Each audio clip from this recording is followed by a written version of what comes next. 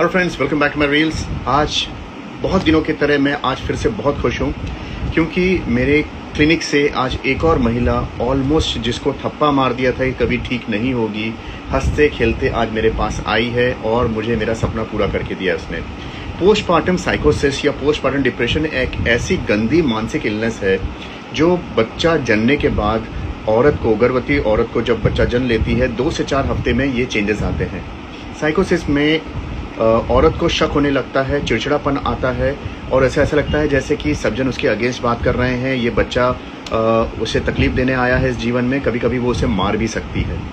Postmortem साइकोसिस बहुत ही एक खतरनाक बीमारी है।